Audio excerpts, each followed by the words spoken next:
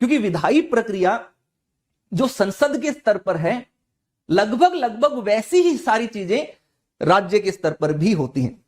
कुछ चीजों का अंतर होता है राज्य और संसद के अंदर।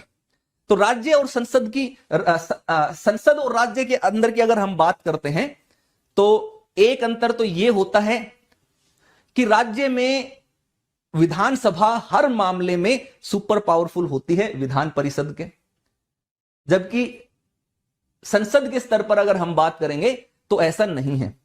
यहां पर कभी लोकसभा ज्यादा पावरफुल है, कुछ मामलों में राज्यसभा ज्यादा पावरफुल है, और अधिकतर मामलों में दोनों के पास बराबर शक्तियां हैं। संसद के स्तर पर संयुक्त बैठक का प्रावधान है, राज्य के स्तर पर संयुक्त बैठक का कोई प्रावधान नहीं होता है। ये मोटे मोटे दो अंतर आपको समझने हैं, संसद में और राज्य विधानमंडल में जो प्रमुख विधायी प्रक्रिया में जो अंतर है, बस यही अंतर है। इसके अलावा सारी की सारी चीजें वही हैं जो संसद में होती है। तो सबसे पहले अगर हम विधायी प्रक्रिया की बात करते हैं, विधायी प्रक्रिया का मतलब है कि भाई कानून बनाने की प्रक्रिया। आप पढ़ते हैं करंट अफेयर्स में या न्यूज़पेपर में कि सरकार ने पास किया एक नया विधेयक, है ना, सरकार ने माता पिता भरण पोषण संशोधन अधिनियम बनाया। तो आप ये दो वर्ड सुनते हैं, एक विधेयक और एक अधिनियम, जिसको एक बिल बोला जाता है और एक को एक्ट। तो ये बिल क्या होता है और ये एक्ट क्या होता है, इस चीज को समझिए। मैं भी स्कूल में पढ़ता था उस टाइम, जब हम पॉलिटी पढ़ते थे ना, तो स्कूल के अंदर बेसिकली मैं सरकारी स्कूल में पढ़ते थे, तो हमें उस टाइम इतना इन चीजों के बारे में एक्सप्लेन नहीं किया जाता था। तो बिल लिखा था तो हम ऐसे ही खाना पूर्ति करके पढ़ा दिया जाता था। तो उस टाइम में एक गलत फहमी हमारे मन में ये बन गई थी कि बिल का मतलब ऐसा बिल जो जाकर के भरना पड़ता है। जैसे गांव में थे तो पानी का बिल और ये बिजली का बिल, ये सारा मैं खुद ही जाकर के शहर जाकर के भर करके आता था। तो मेरे को लगता था कि कोई सरकार का भी बिल होता है, वो उस तरीके से होता है। लेकिन ऐसा आपको धारणा नहीं बनानी है। बिल का मतलब विधेयक है जो सरकार कानून बनाने की प्रक्रिया के तहत लेकर के आती है। इसको समझते हैं बड़े ध्यान से।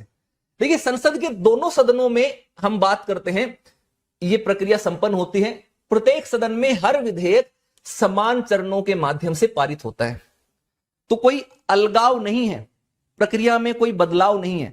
लोकसभा और राज्यसभा दोनों में एक ही जैसी प्रक्रिया चलती है किसी भी विधेयक को पास करने के लिए। ठीक है, संसद में जो पेश करने वाले विधेयक होते हैं उनको हम बोलते हैं दो तरीके के विधेयक, एक सरकारी विधेयक और एक गैर सरकारी विधेयक। ठीक है, अब आप कहेंगे कि सर ये सरकारी विधेयक क्या है, गैर सरकारी विधेयक क्या है? तो संसद के दो तरीके के सदस्य होते हैं। तो संसद के सदस्यों को हम देखिए जी, संसद सदस्य जो है ना, इन संसद सदस्यों को हम दो भागों में बांट लेते हैं। एक जिसको हम बोलते हैं सरकारी सदस्य, दूसरे जिसको हम बोलते हैं गैर सरकारी। अब आप कहोगे सर कि सरकारी कौन है? तो जितने भी मंत्री हैं, जितने भी मिनिस्टर्स हैं, वो होते हैं सरकारी सदस्य, उनको कहा जाता है सरकारी। और गैर सरकारी वो होते हैं जो मंत्री नहीं है, जो मंत्री नहीं है। ठीक है, यानी कि चाहे वो सत्ताधारी पार्टी के सदस्य हों, चाहे वो विपक्षी पार्टी के सदस्य हों, चाहे वो निर्दलीय हों, कोई भी हो, जो मंत्री नहीं है वो गैर सरकारी कहलाता है, जो मंत्री है वो सरकारी कहलाता है। ठीक है जी। तो अगर मंत्री कोई विधेयक पेश करेगा तो उसको कहा जाएगा सरकारी विधेयक। अगर साधारण सदस्य कोई विधेयक पेश करेगा तो उसको कहा जाएगा गैर सरकारी विधेयक। ठीक है, अब इनमें प्रक्रिया दोनों में लगभग एक जैसी ही है, सेम ही तरीके की प्रक्रिया होती है पारित होने की। लेकिन इन दोनों विधेयकों में बहुत मोटा मोटा अंतर है, क्योंकि यहां से सवाल भी बनता है। और आपको एक इंटरेस्टिंग सी चीज बताता हूं, एक मजेदार सी चीज बताता हूं। भारत में 1971 के बाद या 1970-71 के बाद से एक भी गैर सरकारी विधेयक आज तक पारित नहीं हुआ है। यानी कि उस दौरान में ही जितने गैर सरकारी विधेयक पारित होने थे वो हो चुके, अब एक भी गैर सरकारी विधेयक पारित नहीं हुआ है। इसका रीजन क्या है? इसका रीजन ये मत समझ लेना कि गैर सरकारी विधेयक ऐसे ही है। इसके 2-3 रीजन है, बड़े ध्यान से समझना। एक तो मंत्री जो है वो सरकार का सदस्य है, तो ये माना जाता है कि वो सरकार का रिप्रेजेंटेशन कर रहा है, वो सरकार के लिए काम वो कर रहा है। वो विधेयक, वो कानून बनेगा, अगर वो लागू होगा, उसके कुछ फायदे होंगे, तो सरकार को फायदा मिलेगा, सरकार की छवि अच्छी बनेगी। दूसरी तरफ अगर कोई गैर सरकारी विधेयक है जो कि एक निजी सदस्य के द्वारा लाया गया है, जो हो सकता है कि सरकार की जो बहुमत वाली पार्टी है, सत्ताधारी पार्टी है, उसका सदस्य हो या ना हो, अगर उसने कोई विधेयक बनाया और वो पारित हो गया, तो इसका मतलब पूरे भारत में ये संदेश जाएगा, ये मैसेज जाएगा कि देखो सरकार कितनी निकम्मी है, ये इतनी महत्वपूर्ण चीज सरकार भूल गई। ये तो भला हो इस सदस्य का, फलाना फलाना सदस्य का, जिसने इस चीज के बारे में जान लड़ा दी और ये कानून बनवा दिया। ठीक है, तो सरकार की आलोचना हो जाएगी और जो गैर सरकारी निजी सदस्य है उसकी वाहवाही हो जाएगी चारों तरफ। तो अगली बार के इलेक्शन में वो सदस्य और उस सदस्य की जो पार्टी होगी उसको इसका एक लाभ मिलने की संभावना रहेगी।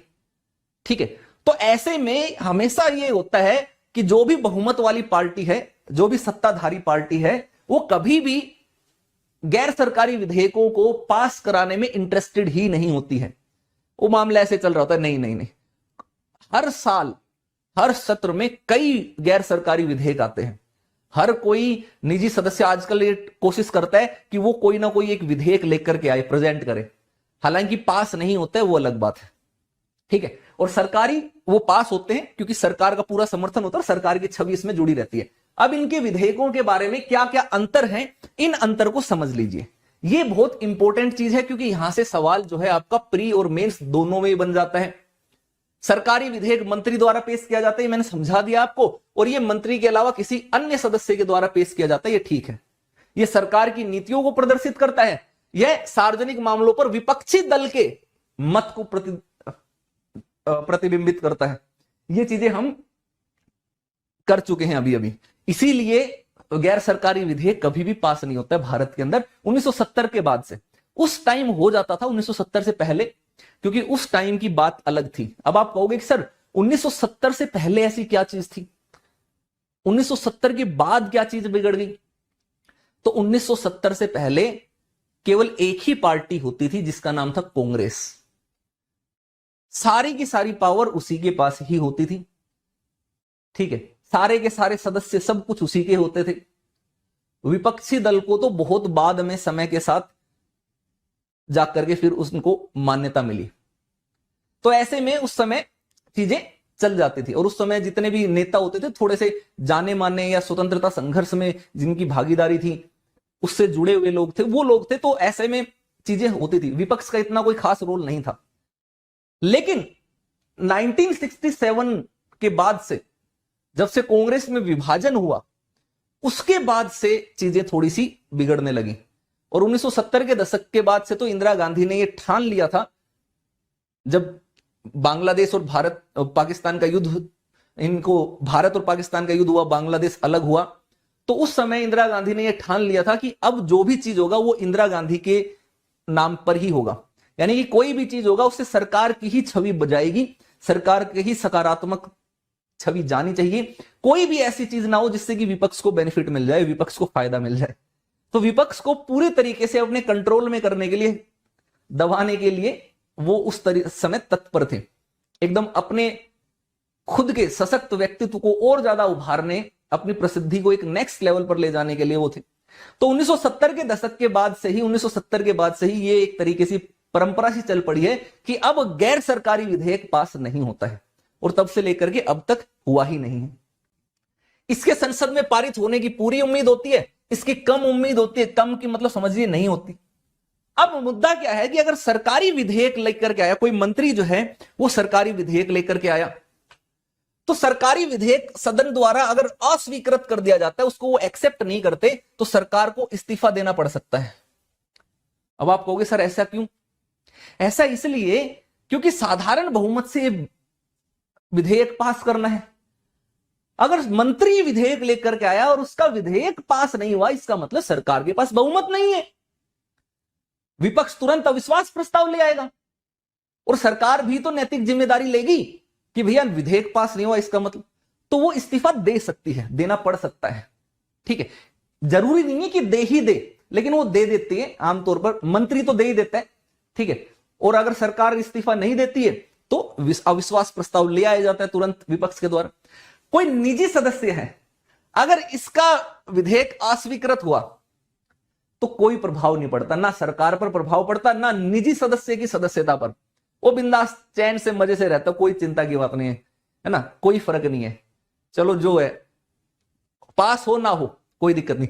अगर पास होता है तो भी वाहवाही है, पास नहीं होता तो भी इस निजी सदस्य की वाहवाही है। क्यों वाहवाही है वो समझना। वो क्या करेगा, वो जाएगा अपने संसदीय क्षेत्र के अंदर, अपने संसदीय क्षेत्र में कभी रैली होगी, कोई भाषण होगा, कोई कार्यक्रम होगा, वहां पर जाकर के बोलेगा कि देखो मैंने अपने क्षेत्र के लोगों के फायदे के लिए, विकास के लिए, बेनिफिट के लिए एक खुद के खर्चे से, खुद के पैसे से एक विधेयक बनाया था। मैं तो पास कराना चाहता था, मैं तो अपने क्षेत्र के विकास के लिए सोच रहा था, लेकिन ये तो सरकार ही निकम्मी थी, वो देखना ही नहीं चाहती अब मेरे क्षेत्र का विकास होते हुए, उसने मेरे विधेयक को खारिज कर दिया। तो लोगों में क्या जाएगा, लोगों में एक पॉजिटिव इमेज इस व्यक्ति की चली जाएगी कि यार ये तो सच में वास्तव में हमारे लिए काम करने वाला था। सरकार की नेगेटिव इमेज बनेगी, यार वो सरकार ने पास नहीं किया, इतनी अच्छी चीज थी, है ना। तो निजी विधेयक लाने पर जो निजी सदस्य है उसको नुकसान तो बिल्कुल नहीं होता, लेकिन फायदे काफी हो जाते हैं अगर वो उसका फायदा उठाना चाहे तो। अब सरकारी विधेयक को पेश करने के लिए आपको 7 दिन का नोटिस देना पड़ता है। 7 दिन पहले आपको बताना पड़ता है हाँ कि भाई हम ये बिल विधेयक लाने वाले हैं। निजी विधेयक के लिए 30 दिन का समय लगता है, 1 माह का नोटिस देना पड़ता है, क्योंकि ज्यादा इंपॉर्टेंट नहीं होता, तो इसके लिए 1 महीने एडवांस में आपको नोटिस देना पड़ेगा। और ये सार्वजनिक महत्व का होता है, तो इसको जल्दी से पारित करवाने की, जल्दी से पेश करने की आवश्यकता होती है, तो इसको 7 दिन का नोटिस देकर के आप ला सकते हैं। ऐसे ही अगर हम बात करते हैं कि इसे संबंधित विभाग द्वारा विधि विभाग के परामर्श से पेश किया जाता है, तो इसका मतलब सचिवालयी सहायता दी जाती है। इनके पास सेक्रेटेरियल जो सपोर्ट है वो मिलता है सरकारी विधेयक के लिए। इसका निर्माण जो है वो संबंधित सदस्य की खुद की जिम्मेदारी होती है। इसका मतलब गैर सरकारी विधेयक कोई भी सदस्य अपने खुद के पैसे से फिर वो तैयार करता है, उसको कोई भी सचिवीय सहायता, कोई भी सेक्रेटेरियल सपोर्ट नहीं दिया जाता है। ये एक अंतर है जो आपको ध्यान में रखना है। अब यहां से एक सवाल बनेगा, मैं सवाल पूछ लेता हूं आपसे।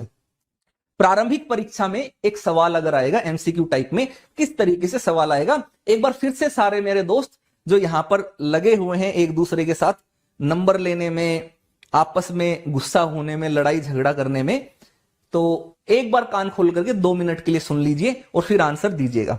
फिर उसके बाद आप अपनी कंटिन्यू कर सकते हैं, आपकी फाइट जो है वो कंटिन्यू करते रहना। लेकिन अभी सारे लोग सुन लीजिए, मैं कमेंट्स देख रहा हूं, आप सबके पढ़ रहा हूं, ठीक है।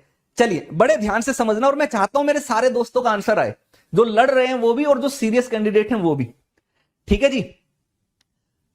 सबसे क्वेश्चन आएगा कि निम्नांकित कथनों पर विचार कीजिए, या यूं कहा जाएगा कि संसद में विधायी प्रक्रिया या संसद में विधेयकों के संदर्भ में निम्नांकित कथनों पर विचार करें।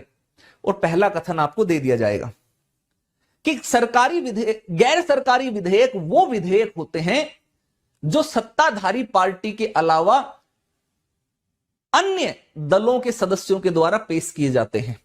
दूसरा कथन, सरकारी विधेयक पास ना होने पर सरकार को इस्तीफा नहीं देना पड़ता, पास ना होने पर सरकार को इस्तीफा देना अनिवार्य है।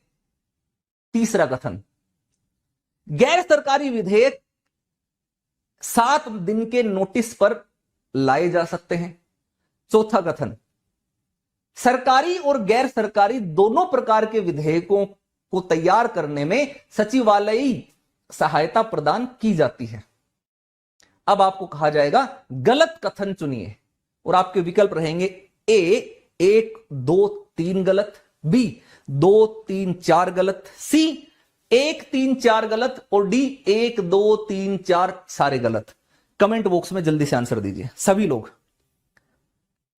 सब लोगों का आंसर आना चाहिए। तो रियल हीरो ने कहा सब गलत, बैजनाथ ने आंसर दिया, माधुरी ने आंसर दिया, राहुल, सोनाली, स्मार्ट केयर, पिट, रोजी, संजू, अंजू, अनुज, राम भोर, संजना, विवेक, सोनम, ध्रुव, केएल, रियल, सभी लोगों का आंसर आ गया। चलो अब एमडी साकिर, अविनाश, राहुल, वीरेंद्र, कई लोगों का आया आंसर, अब नाम मैं बहुत ज्यादा आने लगे तो नाम नहीं पढ़ पाऊंगा। तो डी इसका करेक्ट आंसर है। चारों के चारों स्टेटमेंट गलत हैं, एक भी कथन सही नहीं है। तो ये ध्यान रखना, चारों के चारों गलत हैं। आपसे एक सवाल इसी तरीके से पूछा जाएगा अगर यूपीएससी में होगा। बाकी सिंगल लाइनर भी पूछा जा सकता है, सिंपल सिंपल सा, तो उसमें भी आंसर दे सकते हैं। सिंगल लाइनर तो आप सोल्व कर ही लेंगे,